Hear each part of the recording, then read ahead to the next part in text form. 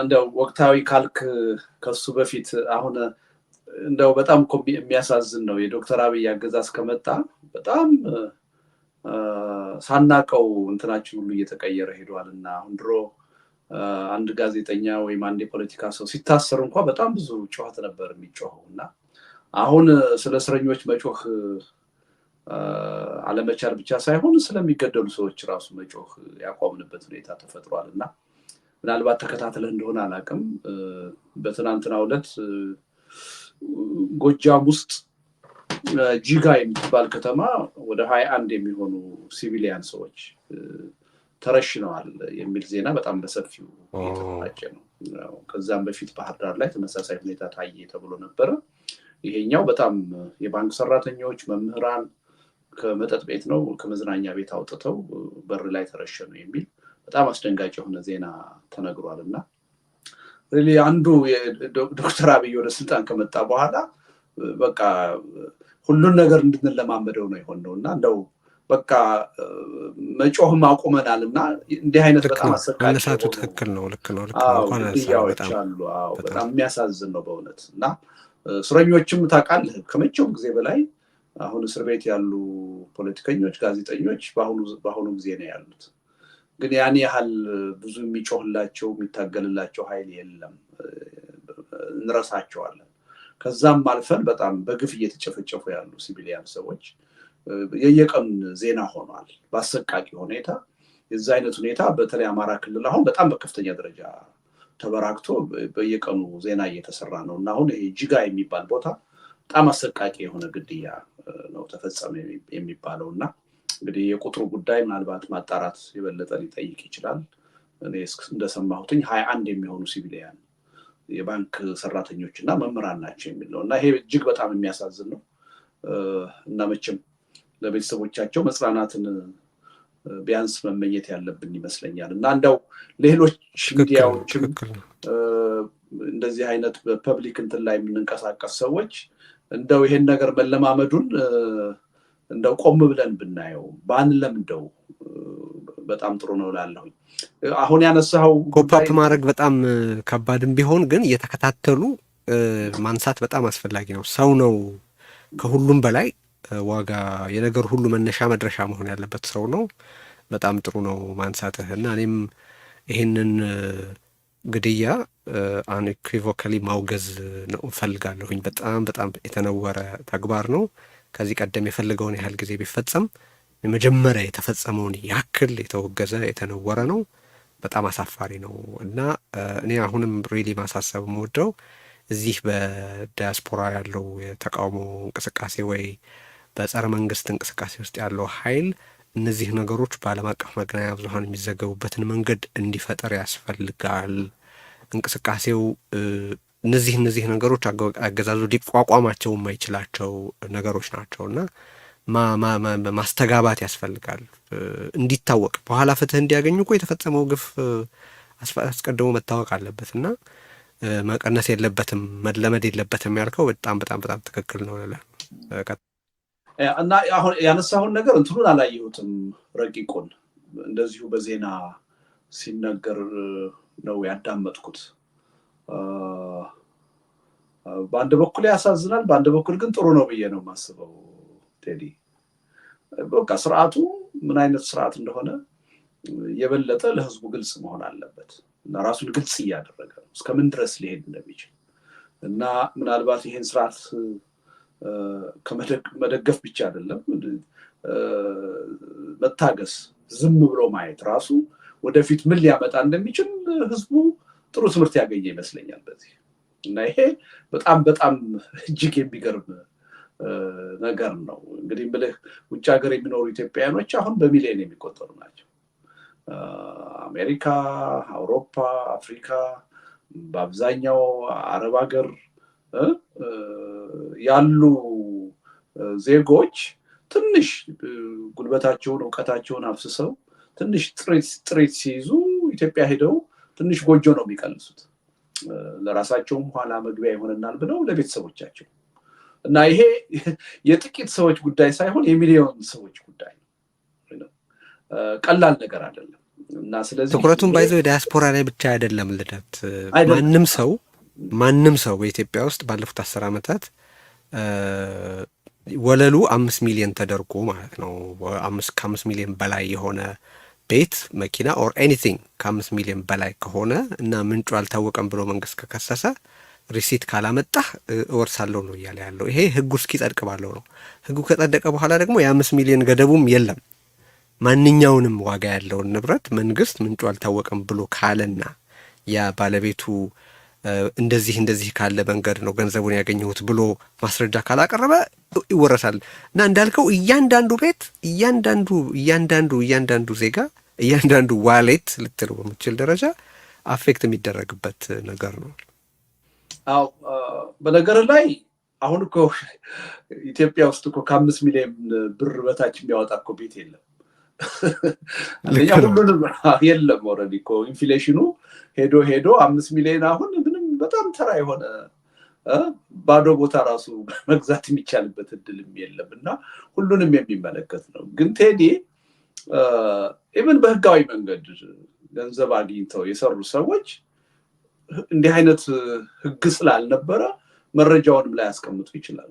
ሊያስቀምጡ ግድ ያስፈልጋል ብለው ሊያስቡ አይችሉም። ያስቡ ይችላሉ። እኔ ቤቴ ውስጥ ያለው ወረቀት ከ6 ወር በላይ ምናምን ከቆየ አውጥቼ አቃጥላለሁ ጥቅም የለውም በሚል ማለት ነው። እና ገና ወደፊት እንዲህ አይነት ህግ ሊወጣ ይችላል ብሎ እያንዳንዱን መረጃ የሚይዝ ዜጋ የለም።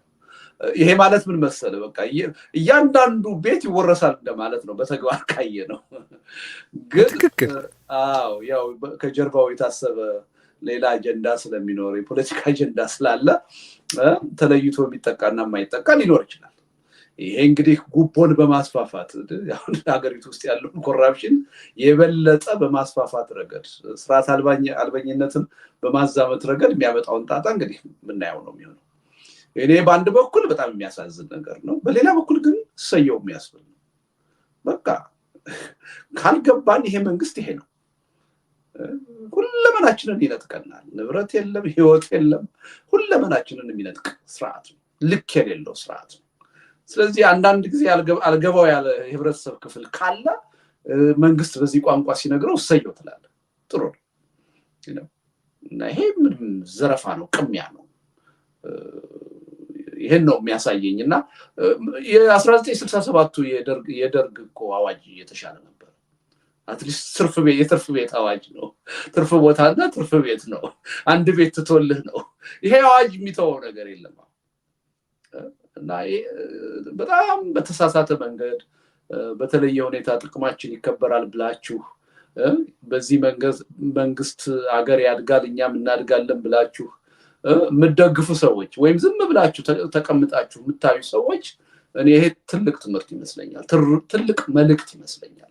እኔ በዛ መልኩ ነው የማየው፣ ዝርዝር ጉዳዩን ስላላየሁት። ምንድነው ፖለቲካ ምንድነው ግን የሚገፋው እንደዚህ ማለት በሁሉም አይነት መንገድ እንዳልኩ የፕሮፐርቲ ታክስም እንደዚሁ እንትን ሊያደርግ ነው። ይሄ ንብረት ማስመለስ አዋጅ አውጥቷል። አሁን የሰራተኛን ህግ በተመለከተ ቅድም ስንነጋገር ነበርና ከነበረው የሰራተኛ አዋጅ ጋር ስታስተያየው በጣም አሳዛኝ ድንጋጌዎች አሉት ነው። ሶ በዚህ ደረጃ ህግን መሳሪያ ሊያደርግ የተነሳ ኦፍኮርስ አፋኝነቱ ለከት አለማወቁ እንደተጠበቀ ሆኖ የሚታይህ ሰሞነኛ ግፊት የሚያደርግበት ነገር አለ። አሁን ለምሳሌ ነገሩን በቅንነት እንየው ካልክ ከውጭ ሀገር ፎሬን ከረንሲ ይገባል። ይሄ ግን በብላክ ማርኬት እየተቀየረ ጥቅም ላይ እየዋለ ነው። ምናልባት ይሄን ባደርግ የተሻለ ፎሬን ከረንሲ ላገኝ ይችላል ብሎ አስቦ ነው ልትል ትችላለህ። እንደ ጉዳዩ በቅንነት እንስበው ካልክ ግን ውጤቱ በጣም ትንሽ መንግስት የሚያገኘውን ፎሬን ከረንሲ የሚያሳጣ ነው። እኔ ከዚህ በኋላ አምኖ ይሄን መንግስት ወደ ኢትዮጵያ ገንዘቡን ልኮ ኢንቨስት የሚያደርግ ጎጆ የሚቀልሰው ይኖራል ብዬ አላምንም። ሪሲት አለኝ ብሎ ያደርጋል ብዬ አላምንም። ነገ ከነገ ወዲያ ደግሞ የሚሆነው አይታወቅም። ስለዚህ ምንም ትርጉም የሌለው ነገር ነው። ግን እኔ በፊትም ምናልባት ቴዲ አንተ ጋር አንስተን እንደሆነ አላውቅም፣ ጠቅላይ ሚኒስትር አብይ የተቸገረው ምን ያህል አምባገነን እንደሆነ ለዘላለም ስልጣኑን ይዞ መልቀቅ እንደማይፈልግ አላውቅለት ብለን ነው የተቸገረው። እየነገረንም አይገባንም። ነገ ከነገ ወዲያ ስልጣን ይለቃል ብለን ተስፋ እናደርጋለን። የዲሞክራሲ ትንሽ ቅንጭብጫቢ በውስጡ አለ ብለን ለማሰብ እንሞክራለን። እሱ ግን ከመጀመሪያው ሲነግረን የነበረው በግድያ በመቀጣጫ በአፈና የሚያምን ሰው እንደሆነ ከዚህ በኋላ ማንም ህብረተሰብ ተንበርክኮ ጸጥ ረጭ ብሎ ለሱ መገዛት እንዳለበት እየነገረን ነው የነበረው። አይ ቲንክ በበቂ ሁኔታ ስላልሰማ ነው ይሄ ምናልባት የተሻለ መሰማት ይፈጥርልኛል ተብሎ ይመጣ ነው የሚመስለው። እኔ ይህን ስላቸው የበለጠ ሊገባቸው ይችላል ምን እየፈለኩ እንደሆነ የሚል መልእክት ነው የሚመስል። ከዛ ውጭ ምን ምክንያታዊ እንትን ልትሰጠው ትችላለህ? ምን ትሰጠዋለህ? ቴዲ እስኪ አንተ የህግ ሰው ነህ ከኔ የተሻለ። እኔ ማለት በቃ በኢትዮጵያ ውስጥ ንብረት ያላቸው ሁሉ ይሄ ህግ ከወጣ ጀምሮ የመንግስት ንብረት ጠባቂዎች ወደ መሆን ተሸጋግረዋል። መንግስት እስኪወርሰው ድረስ እስኪ መጥቶ በግል አድሬስ እስኪያደርጋቸው ድረስ መንግስት የሚወርሰው ንብረት ባላደራ ወደ መሆን የተሸጋገሩት እንዳልኩ የሰራተኛ ህጉም ሊትራሊ ሰራተኞችን ወደ ባርነት የሚቀይር ነው። ምክንያቱም በአስተዳደር ጉባኤ የተወሰነን ውሳኔ ይግባኝ እንዳይኖረው የሚያደርግ ህግ ነው ሊያወጡ እየተንቀሳቀሱ ያሉት።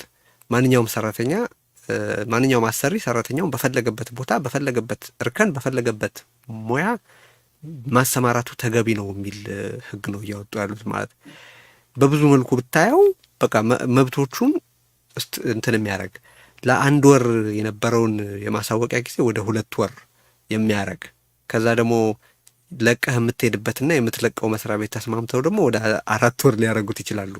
ያንን አልቀበል ካልክ የፍትሐ ብሔርና የወንጀል ተጠያቂነት ይኖርብሃል የሚል ህግ ነው እያወጡ ያሉት ነው ማለት ነው። አንተ በገዛ ራስህ ገላ ላይ መወሰን የማትችልበት ሁኔታ ከሆነ እየተፈጠረ ያለው አንድን ስራ ደክሞኛል ብሎ መልቀቅ የወንጀል ተጠያቂነት የሚያስከትልበት ህግ ነው እያወጡ ያሉት ነው ማለት እና አሁን ምን ትለዋለህ ነው ምን ትርጉም ይሰጠዋል?